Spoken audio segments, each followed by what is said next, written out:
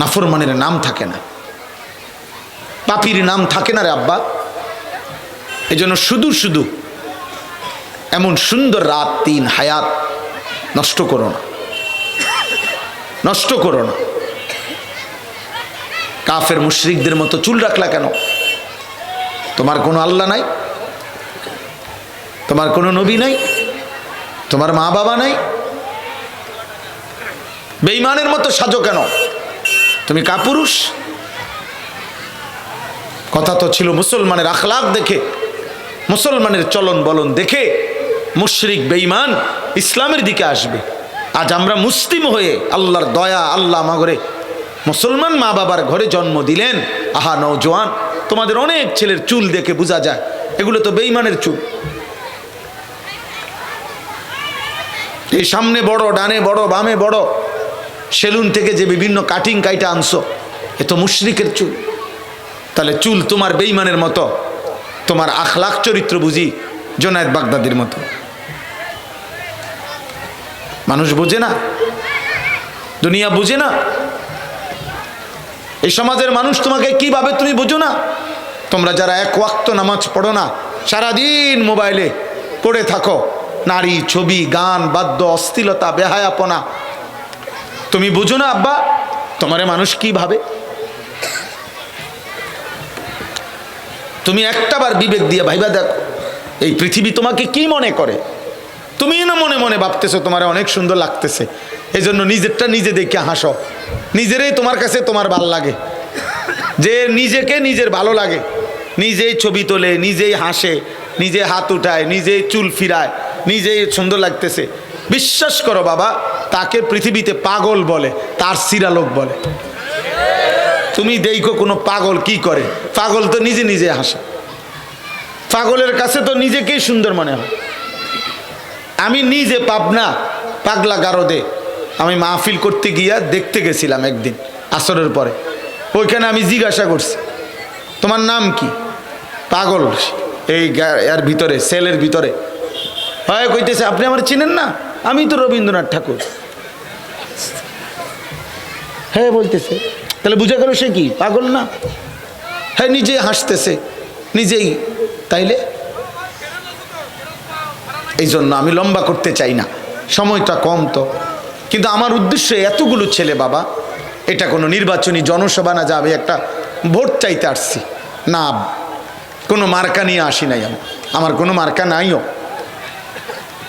অতএব আমি প্রত্যেকের কাছে অনুরোধ করছি, আপনারা যারা বাবা আছেন প্রত্যেকেই, বাবা, ভাই, পর্দার আড়ালের যে সমস্ত মা বোন আছেন, মা আমার, বোন আমার, বাবা, আমরা সবাই মিলে আমাদের আত্মসমালোচনা, আমাদের এতটুকু অনুভূতি, আমার বিবেক চোখ বন্ধ করে 1 মিনিট প্রত্যেকের জায়গায়, রাত্রি হলো, ঘুমের আগে হলো, 1 মিনিট হইল ভাইবেন, ওয়াল তানজুর নাফসুম মা কদ্দামাত লিগাদ।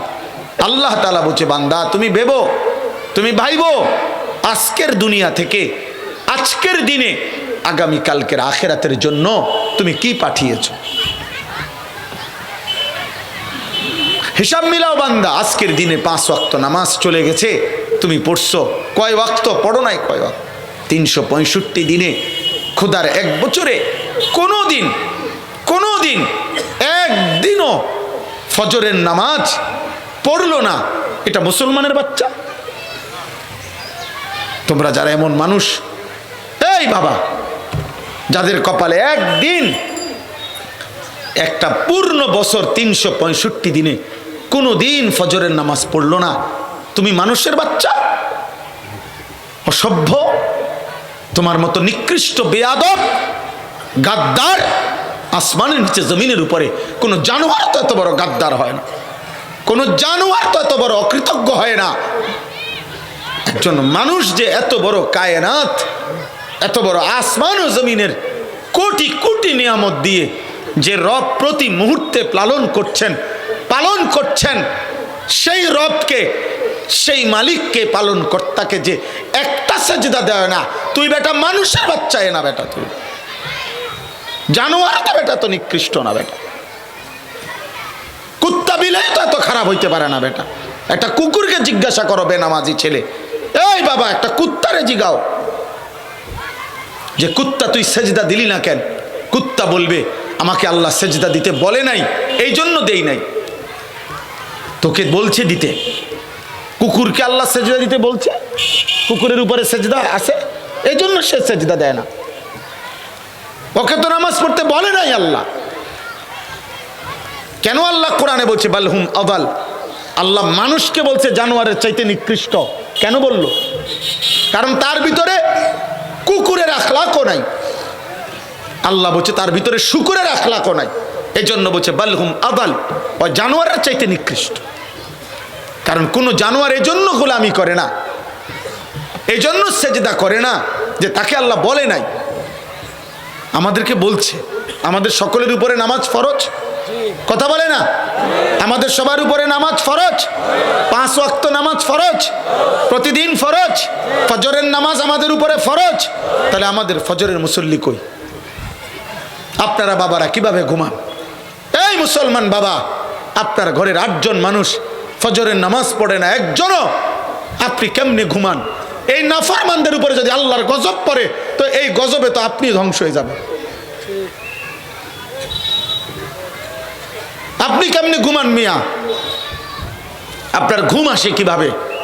আমার বিবি নামাজ পড়ে না, আমার মেয়ে নামাজ পড়ে না, আমার ছেলে নামাজ পড়ে না, আমার ঘরের মানুষ 8 জন আল্লাহর কোরআন পড়তে পারে না, 2 জনও। আপনি কি ধরনের মুসলমান? আখেরাতে যাবেন না? আপনি আমি মরবো না? আমাদের কবর হবে না? আমাদেরকে আল্লাহর সামনে দাঁড়াইতে হবে না? আব্বা, জীবন মানে কি? এক বেলা খেত খামার, আরেক বেলা বন বিড়ি চা আর চা দোকানে আড্ডা, খালাস, শেষ জীবন।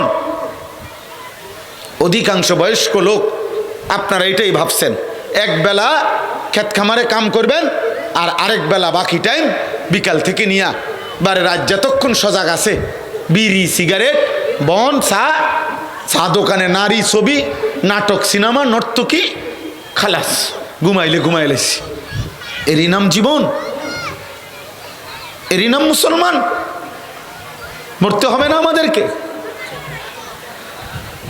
আহা আফা হাসিবতুম আন্নামা খালাকনাকুম আবাসান। বান্দা তোমরা কি ভেবেছো, আল্লাহ বলে আমি তোমাদেরকে অনর্থক বানিয়েছি? আয়াহসাবু আল্লা ইয়াকদিরা আলাইহি আহাদ। আল্লাহ বলে বান্দা কি ভেবেছো তোমার উপরে কারো কোনো শক্তি নাই? এত মিথ্যা, এত চুরি, এত জিনা, এত মদ, এত জুয়া, এত সুদ, এত কিস্তি, এত নারী, এত ছবি, এত নাটক, এত নৃত্য, এত অসভ্য, একটা ওয়াক্ত সেজদা দাও না। কি ভাবছো বান্দা আমি আল্লাহ দুর্বল হয়ে গেছি, আমি পারবো না নাকি? তুমি কার সাথে গাদ্দারি করতেছ তুমি জানো না বান্দা? তোমার চাইতে কত বড় বড় নাফরমান আমি আল্লাহ আশ্রইয়া সোজা করে লাইছি। কওমে আদ, হুদ আলাইহিস সালামের জাতি কোরআনে আছে, আল্লাহ বলেন এমন জাতির মতো জাতি আমি আর বানাই নাই। আলাম তারা কাইফা ফাআলা রাব্বুকা বিআদ ইরামা যাতিল ইমাদ আল্লাতী লাম ইউখলাক মিসলুহা ফিল বিলাদ। আল্লাহ বলেন এমন মানুষ 40 হাত লম্বা, সবচেয়ে ছোট বাচ্চাটাও হইতো 40 হাত লম্বার নিচে কোনো মানুষ হতো না। এই আদ জাতি আল্লাহ বলেন আমার নাফরমানি করছে। আমি আল্লাহ যখন নারাজ হলাম, তখন আমি আল্লাহ যখন সিদ্ধান্ত নিছি আমি আযাব দেব, তো আল্লাহ কোরআনে বলছে সূরা আল হাক্কার মধ্যে আছে একটানা 7 রাত, 7 লায়ালিন ওয়া 8 আইয়াম, 7 রাত 8 দিন টানা ওই জাতির উপরে আল্লাহ তুফান লাগাইছে, ঝড় তুফান চালাইছে। এই 7 রাতের তুফান, 8 দিনের তুফানে আল্লাহ বলেন 40 হাত লম্বা লম্বা ওই মানুষগুলো খেজুরের গাছ, বড় বড় সুপারি গাছ, নারকেল গাছ ঝড় তুফানে যেভাবে ভাঙ্গা ভাঙ্গা পড়ে, এইভাবে লম্বা লম্বা মানুষগুলো ভাঙ্গা ভাঙ্গা পয়রা সবগুলোকে আমি শেষ করে দিছি। ফাতারাল কওমা ফিহা সারআ, সব কাটা লাশ। কি ভাবছেন বাবা? আল্লাহকে বলবেন না। আমি ওসিয়ত করলাম, অনুরোধ করলাম, আব্বা আপনাদের চারিদিকে দুশ্মন, একটু অভাব, একটু দারিদ্রতা, একটু হয়তো কমতি আপনাদের হইতেই পারে, এই জন্য একটু অভাবের কারণে ঈমান দিয়ে দিবেন। অসংখ্য মুসলমান আপনারা চারিদিকে চারিদিকে এত বিপুল পরিমাণ মুসলমান, অথচ আমাদের দুর্বলতার সুযোগ নিয়া, আমাদের অভাব আর দারিদ্রতার লোভ দেখায়া আজকে বেঈমানরা, কেউ মিশনারি, কোন বেঈমান এই বেঈমান খ্রিস্টান বানাচ্ছে, আর ওইদিকে কাদিয়ানি বেঈমান আমাদেরকে বেঈমান বানাচ্ছে। কেন হবে মুসলমান? মুসলমানের যুবক, তোর কলিজায় রক্ত নাই, তোর দেখে ঈমান নাই বেটা। মুসলমান কাদিয়ানি হবে কেন?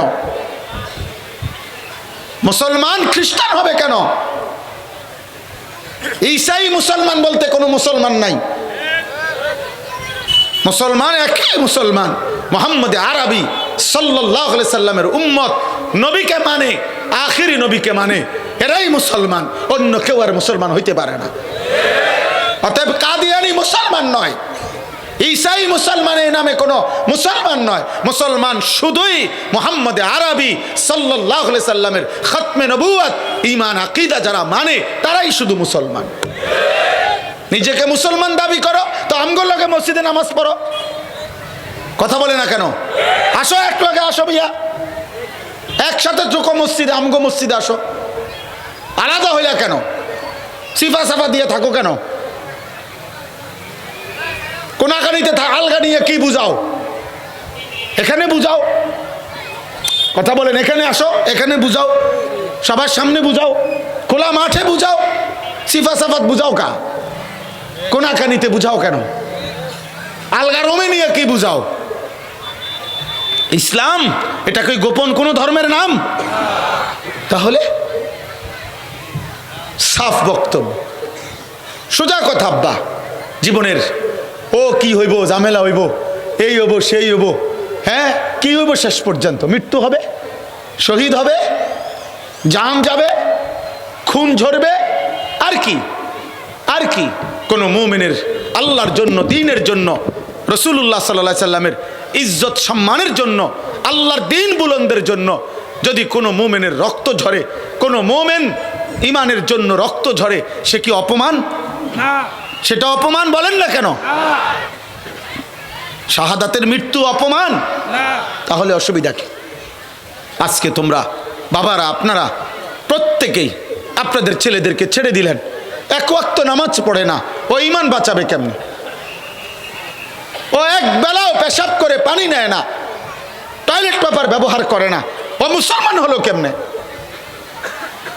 সারা দিন রাত নারীর ছবি মোবাইলে, অস্থির দৃশ্য, বেহায়াপনা, মোবাইল নিয়ে পড়ে থাকে, রাত নাই দিন নাই। আরে তোর বাপ কেডা, মা কেডা, তোর বংশ কি, তোর আল্লাহকে, তোর নবীকে, কিচ্ছুর কোনো খবর নাই। তার মোবাইলে তার বাপ, মোবাইলে তার ধর্ম, মোবাইলে তার রাত, মোবাইলেই তার দিন। ওইটা দিয়ে হাসে, এটা দিয়ে কাঁদে। তে এটা দিয়ে কি কোনো দিন এই মোবাইল শেষ হবে না? একটা যুবক বুঝো, একজন যুবক বুঝো, একজন বাবা বুঝেন, একজন মা বুঝেন। মুসলমানের নারী, আল্লাহ তাআলা মুসলিম একজন নারীকে, আল্লাহর কোরআন, এই কোরআন সাক্ষী বাবা, 1450 বছর আগে এই পৃথিবীতে যখন কোরআন নাজিল শুরু হয়েছে, আমার নবী যখন তার জবান মুবারক দিয়ে তার পবিত্র বাণী হাদিস বলতে শুরু করছেন, যেদিন থেকে কোরআন নাজিল হয়েছে, যেদিন থেকে রাসূলুল্লাহ সাল্লাল্লাহু আলাইহি সাল্লাম তার জবান হাদিস বলতে শুরু করেছেন আল্লাহর এই জমিনে, সেদিন থেকে নারীর প্রকৃত ইজ্জত সম্মান প্রতিষ্ঠিত হয়েছে। এর আগে নারীর কোনো মূল্য ছিল না, কোনো মূল্য। আমি নিজে কিতাবে পড়ছি, ইতিহাসের কিতাবে, ইসলাম পূর্ব যুগে কোরআন নাজিলের আগে, রাসূলুল্লাহ সাল্লাল্লাহু আলাইহি সাল্লামের ইসলাম প্রচারের আগে নারীর অবস্থা ছিল এই মহিলার, আহা কি লজ্জাজনক কথা। ইতিহাসের বইতে আছে, তৎকালীন সময়ে পারস্যে, তৎকালীন সমস্যে আরব সাম্রাজ্যে, রাজ্যে যত্রতত্র নারীর ব্যাপারে ধারণা ছিল মানুষের, নাউজুবিল্লাহ, 3 জিনিসে সবার সমান অধিকার। ইসলাম পূর্ব যুগে ছিল এইটা মতবাদ, একটা মতবাদ যে 3 জিনিস সবার সমান অধিকার, অর্থাৎ এই 3 জিনিস ব্যবহার করার ক্ষেত্রে কারো জন্য কোনো বিধিনিষেধ নাই, যে যেখানে পাবে সেই উপভোগ করতে পারবে, ব্যবহার করতে পারবে। এই 3 জিনিস তৎকালীন পৃথিবীর মতবাদ ছিল এটা। একটা হলো আগুন, আগুন সবার অধিকার, যেখানেই আগুন থাকবে সেই ব্যবহার করতে পারবে। 2 নাম্বার পানি, পানি সবার অধিকার, পানি যেখানেই থাকুক নির্দিষ্ট কারণা সবার জন্য। আল্লাহর কসম ভাইয়া দুঃখজনক লজ্জার কথা হলো 3 নাম্বার হলো নারী। মাজা খাসিরাল আলম বিইনহিতাতিল মুসলিমিন, মুসলিম উম্মার পতনে বিশ্বের কি ক্ষতি হলো, সৈয়দ আবুল হাসান আলী নদভী রাহমাতুল্লাহ আলাইহির কিতাবে স্পষ্ট আছে। 3 জিনিস বেঈমানরা মুশরিকরা বলে দিছে নারী সবার অধিকার, নারী যার কোনো না যার জোর নাই, যেখানেই নারী যে মন চায় যেখানে মন চায় উপভোগ করবে, সবার জন্য সমান। এই ছিল নারী। আরব সমাজ আমরা কিতাবে পড়ছি, ইতিহাসের বইতে আরব সমাজের মধ্যে 3টি জিনিসও ছিল তাদের জীবনের মূল বিষয়। 3টা ডব্লিউ, 3W, 3 জিনিস। একটা হচ্ছে ওয়ার, 1 নাম্বার হচ্ছে যুদ্ধ, 2 নাম্বার হচ্ছে ওয়াইন মদ, 3 নাম্বার হচ্ছে ওমেন নারী। তারা ভাবতো এটা জীবন মানেই হলো যুদ্ধ মারামারি, আর জীবন মানেই হলো নেশা মদ, জীবন মানেই হলো নারী উপভোগ। কিসের বউ, কিসের কি, নারীর কোনো সম্মান ইজ্জত। কোরআনে বহু আয়াত আছে, সূরা নিসা আমি যদি দেখাই মিয়া একটা একটা আয়াত আল্লাহ তাআলা কোরআনে বলছে, সূরা নূরে নারীর জন্য কি পরিমাণ বলছে। জাহিলি সমাজ নারীকে নাউজুবিল্লাহ, একটা পুরুষ এত বেশি পরিমাণ মহিলাকে বিয়ে করত, বিয়ের পরে যেই সন্তান, এই বেটার এই সন্তান যেই মার ঘরে জন্ম নিছে, শুধু ওই মা বাদে এই বেটার তার বাপের বাকি বউদেরকে এই ছেলে, আপন ছেলে নিজের স্ত্রী হিসাবে ব্যবহার করত। এত নিকৃষ্ট সমাজ ছিল মিয়া। ইসলাম সেখান থেকে কোরআন রসুলের সুন্নাহ নারীকে দামি বানাইছে, নারীকে ইজ্জত দিয়েছে, সম্মান দিয়েছে। আল্লাহ কোরআনে বলছে ওয়াইদা বুশরা আহাদুহুম বিল উনসা, আল্লাহ বলছে নারীর জন্ম এটা এই সমাজের জন্য একটি সুসংবাদ।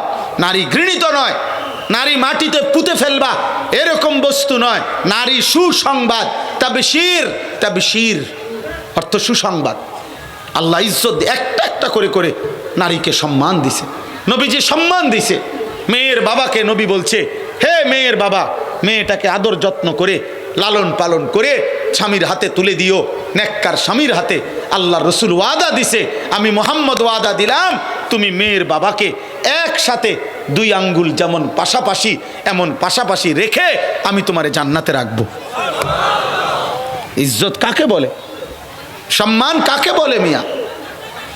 সম্মান কাকে বলে? আমি তো বলি, সংক্ষেপ কথা হলো, বললে তো অনেকক্ষণ বলা যাবে। এক নারীকে সম্মান দিতে দিতে দিতে দিতে ইসলাম, আমাদের নবী, আমাদের কোরআন শেষ পর্যন্ত বলছে, যা মর্যাদার চূড়ান্ত সীমায় নিয়ে নিলাম। মাকে আল্লাহ তাআলা বলে দিছে, নবী বলে দিছে, শোনো নারীর ইজ্জত শোনো, নারীর সম্মান শোনো। নারীকে আমি রসুলের জবান আমার আল্লাহর পক্ষ থেকে অনুমতি নিয়ে বলছি, নারী তোমার জান্নাতেরও ঊর্ধ্বে, জান্নাতের উপরে, জান্নাতের উপরে, জান্নাতের উপরে। আপনি বলেন নাই তো, মায়ের পায়ের নিচে জান্নাত যদি হয় তো মা কোথায়? হিসাব বুঝেন নাই? মা কোথায় তাইলে? মায়ের পায়ের নিচে যদি জান্নাত হয় তো মা কই? মা জান্নাতের উপরে না। আল্লাহ যেন, নবী যেন বলছে, নারীর সম্মান জান্নাতের ঊর্ধ্বে তুলে দিলাম। নারীর সম্মান। আজকে সেই মা, সেই বোন, মুসলিম মেয়ে, সে যদি মনে করে টেলিভিশন, নাটক, সিনেমা, মোবাইল, টিকটক আর রাস্তার বখাটে দুশ্চরিত্র, খারাইয়া মুতে বৈশা পেশাব করে না, শরীর নাফাক, প্যান্ট দুর্গন্ধ, রুচি নাই, চরিত্র নাই, আখলাক নাই, রাত্র দিন নারী দেখে, এরকম কোনো বেহায়া পুরুষকে দেখাইবার জন্য যেই মহিলা বেপর্দা বাহির হয়, বেটি তোর ভিতরে আসলে কোনো নারীত্ব বলতে কিছু নাই, তোর ভিতরে তুই কোনো বেডি না, এটা প্লাস্টিক ছাড়া আর কিছু নাই। এটা ফালতু মহিলা। কারে দেখাইতে বাইরে গেলে, কে দেখে? তোমারে যারা দেখে এগুলা ভালো মানুষ? তারে জিজ্ঞাসা করো যে তুমি কি শুধু আমারই নি দেখছো? কইব তোমার তো বালা আরো হাজার হাজার বেডি দেখছে। কথা বুঝেন নাই? একজন বেহায়া নারী বলুক, সে রাস্তায় যারা তাকে দেখে ওই বেড়ায় শুধু আমনেরে শুধু দেখছে নাকি, আর দেখছে না এতে? তো আল্লাহ আমাদেরকে মাফ করে দেন। অতএব মুসলমানের নারী, মুসলমানের মেয়ে, মুসলমানের কন্যা, তাকে দিন শিখান, দিন ইমান শিখান। আলহামদুলিল্লাহ মহিলা মাদ্রাসা, বালিকাদের মাদ্রাসা চালু হয়েছে, চারিদিকে হচ্ছে কম বেশি। আলহামদুলিল্লাহ আমরা দোয়া করি মুসলমানের মেয়ে ইমান পেলে, আখলাক পেলে, মুসলমানের মেয়ে যদি ঘরে থাকা শিখে, মুসলমানের মেয়ে যদি ইজ্জত হেফাজত করতে জানে, মুসলমানের মেয়ে যদি নামাজ পড়তে জানে, মুসলমানের মেয়ে যদি আল্লাহর কোরআন পড়তে জানে, খোদার কসম, আল্লাহর ওয়াদা, আমি ওই ঘর, ওই ফ্যামিলি, পুরা ফ্যামিলি আমি আল্লাহ আলোকিত করে দেব, পুরা ঘর পবিত্র করে দেব। যে ঘরের নারী চরিত্রবান, যে ঘরের নারী পর্দানশীল, যে ঘরের স্ত্রী কোরআন পড়নেওয়ালা, যে ঘরের স্ত্রী আল্লাহ চিনে, নিজের ইজ্জত, নিজের পর্দা, নিজের সতীত্বের কদর করতে জানে, খোদার কসম ওই ঘরই জান্নাত। ওই ঘরই কি জান্নাত। যে ঘরের নারী অসভ্য, যে ঘরের মেয়ে চরিত্রহীন, যে ঘরের স্ত্রী 2 নম্বর, যে ঘরের নারী পরকীয়ায় আসক্ত, যে ঘরের মেয়ে ভিন্ন ছেলেকে নিয়ে ব্যস্ত, আল্লাহর কসম ওই ঘর জাহান্নামের টুকরা। এই জন্য যুবক, কোনো নারী যে তোমার সাথেও বিবাহের আগে প্রেম করছে, মনে করো 3 বছর 2 বছর, তুমি হয়তো বলবা হুজুর ও শুধু আমার সাথেই সম্পর্ক রাখছে, আমি জানা মতে গত 3 বছরে আর কোনো ছেলের সাথে সম্পর্ক রাখে নাই, এবং সে হিজাবও পরে, পর্দাও করে, শুধু আমার সাথে কথা বলে, আমার সাথে একটু মেসেজ দেয়, আমার সাথেই তার একটা রিলেশন আছে, ও অনেক ভালো। আমি বললাম যুবক, যদি এরকম বিবাহ বহির্ভূত কোনো মেয়ে যদি বোরকা না, লেফ গাও দেয়, কম্বল গাও দেয়, কম্বল লেফ কম্বল গায়ে দিয়েও যদি শুধু তোমার লগে কথা বলে, অন্য পুরুষ না হোক, তারপরেও ওই মেয়ে দুশ্চরিত্র, দুশ্চরিত্র, চরিত্রহীন, চরিত্রহীন, চরিত্রহীন নারী। এটা বিবাহ বহির্ভূত, তোমার লগেও কথা কোন জায়েজ নাই, অন্যের লগেও কথা কোন জায়েজ নাই। তুমি কি জুনায়েদ বাগদাদিনী? হ্যাঁ তো কিতা, তুমি কিতা বাইজিদ বুস্তামি চাস্তো ভাই, তো পাগলামি করো। অতএব এটা বোরকার দোষ না, ওই নারীর স্বভাবের দোষ, বোরকা বোরকাই। অতএব আমি শেষ করলাম, এই যে আয়াত তর্জমা বলি, তাইলে আমার কথা শেষ। আল্লাহ তাআলা মুসলিম মেয়েদেরকে, মুসলিম নারীদেরকে, মুসলমান মা বোনদেরকে আল্লাহ কি বলছে, শুধু এক কথায় শোনেন। আল্লাহ তাআলা বলেন 22 নম্বর পারা 33 নম্বর সূরা, সূরায়ে আহজাব, এই সূরার মধ্যে আল্লাহ বলেন ওয়াকারনা ফি বুয়ুতিকুন্না, হে মুসলিম নারীগণ, তোমাদের প্রথম কথা, আমি আল্লাহর আদেশ, তোমরা তোমাদের ঘরে অবস্থান করো, ঘরে থাকতেই পছন্দ করো, ঘরই তোমার আপন জায়গা, ঘরই তোমার ঠিকানা, ঘরই তোমার নিরাপদ জায়গা। 2 ওয়ালা তাবাররাজনা তাবাররুজাল জাহিলিয়াতিল উলা, অজ্ঞ মূর্খ জাহিলি যুগের নারীদের মতো নিজের শরীর, নিজের যৌবন, নিজের রূপ, নিজের স্বাস্থ্য, নিজের পোশাক, নিজের পোশাকের সাজগোজ, নিজের গহনা, নিজের অলংকার, নিজের কাপড় চোপড়ের সৌন্দর্য কোনো কিছুই ভিন পুরুষের সামনে প্রদর্শন করে দেখায়ও না, ঢেকে রাখো। যদি বাইরে কোনো কারণে প্রয়োজনে যেতেও হয়, একদম ঢিলে ঢালা কালো সাজসজ্জাবিহীন পোশাক পরে, বোরখা পরে, যেখানে কোনো ডিজাইন নাই, সাজ নাই, সজ্জা নাই, বোরকার উপরে আবার 4টা কালার দিছে বোরকা, হ্যাঁ, লাল, নীল, হলুদ, কমলা, বেগুনি, আবার এটার ভিতরে হাজার হাজার রকমের ডিজাইন, এগুলো একটাও বোরকাও না, বোরকার জাতও না, এগুলো ঢিলে ঢালা সাজবিহীন, যার দ্বারা পুরুষের দৃষ্টি পড়ে, পুরুষের নজর পড়ে, পুরুষ লোলুপ দৃষ্টিতে, লোভের দৃষ্টিতে তাকায়, এমন পোশাকের সাজগোজ পরেও নারীর জন্য বের হওয়া, বোরকার উপরে এমন ডিজাইন করা হারাম, হারাম, হারাম, এটা হারাম। নারীর সব সাজ, নারীর যৌবনের সব সৌন্দর্য দেখার অধিকার তার স্বামীর। স্বামীর সামনে দেখান, স্বামীর সামনে। স্বামী বেচারার সামনে পুরান কাপড়, পুরান মেক্সি, হ্যাঁ, আর ওই অটোর ড্রাইভাররে দেখাইব, সিএনজি ড্রাইভাররে দেখাবে, রাস্তার দোকানদাররে দেখাবে, বাজারের দোকানদাররে দেখাইবার জন্য 1 ঘন্টা লাগাইয়া উনি শুধু সাজে। আল্লাহ নিষেধ করছেন, হারাম, এটা হারাম। আল্লাহ আমাদের মা বোনদেরকে হেফাজত করেন। 3 নাম্বার, ওয়া আকিমনাস সালাহ। আল্লাহ বলেন, হে নারীগণ 5 ওয়াক্ত নামাজ পড়ো। কয় ওয়াক্ত? 4 নাম্বার, ওয়া আতিনাজ যাকাত। হে মুসলিম নারীগণ, প্রতি বছর হিসাব করে বছর শেষে তোমাদের গহনা এবং তোমাদের জমানো টাকা এগুলার যাকাত প্রদান করো। মহিলাদের গহনা এবং মহিলাদের জমানো টাকা দুইটা হিসাব করে একজন আলেম থেকে জেনে তার জন্য উচিত আপনার যাকাত আদায় করা। অসংখ্য মহিলার উপরে নিজের গহনা এবং জমানো টাকা একত্রে থাকার কারণে প্রতি বছর অসংখ্য মুসলিম নারীর উপরে বর্তমানে যাকাত ফরজ হয়। আগে কম ছিল, এখন মহিলাদের গহনাও অনেক, মহিলাদের ব্যক্তিগত জমানো টাকাও অনেক। আগে বেডিতের কাছে এত টাকা থাকতো না, এখন মহিলার কাছেই বেডিত টাকা রাখে, ওইটাই মূলত এটিএম বুথ। অন্তিকা লয়, হিসাব বুঝছেন না? হ্যাঁ হ্যাঁ, ওইখান থেকে নিয়ে খরচ করে। এজন্য মহিলাদের ব্যক্তিগত জমানো টাকা থাকে, এই দুইটা মিলাইয়া যাকাত আদায় করো। এরপরে 5 নাম্বার, ওয়া আতিইনাল্লাহ ওয়া রাসূলা। আল্লাহ বলেন, আল্লাহ এবং তার রসুলের সব ব্যাপারে হে নারী আনুগত্য করো। কার? আল্লাহ রসুলের। কার আনুগত্য বলেন না? এই 5টা বলছে। নিজেকে ঘরে রাখো, বেপর্দা সাজগোজ করে বের হইও না, 5 ওয়াক্ত নামাজ পড়ো, যাকাত আদায় করো, আল্লাহ রসুলের আনুগত্য করো। আল্লাহ বলেন, যদি কোনো নারী এই 5টা কাজ ঠিক মতো করে তো তার দ্বারা আমি আল্লাহ, ইন্নামা ইউরিদুল্লাহু, নিশ্চয়ই আল্লাহ চাচ্ছেন, লিউযহিবা আনকুমুর রিজসা আহলাল বাইতি ওয়া ইউতাহহিরাকুম তাতহীরা। আমি আল্লাহ ওই ঈমানদারের ঘর এমন পবিত্র নারীর বরকতে পুরাপুরি পবিত্র করে দিতে। যে নারী পর্দায় থাকে, যে নারী সাজগোজ করে বাইরে বের হয় না, যে নারী 5 ওয়াক্ত নামাজ পড়ে, যে নারী যাকাত দেয়, যে নারী আল্লাহ রসুলের আনুগত্য করে, আল্লাহ বলেন আমি চাচ্ছি এমন পবিত্র নারী দিয়ে আমার মুমিন বান্দাদের ঘর পবিত্র করে দিতে। লিউযহিবা আনকুমুর রিজসা, ওই ঘর থেকে যাবতীয় হারাম, যাবতীয় নাফরমানি দূর করে দিতে।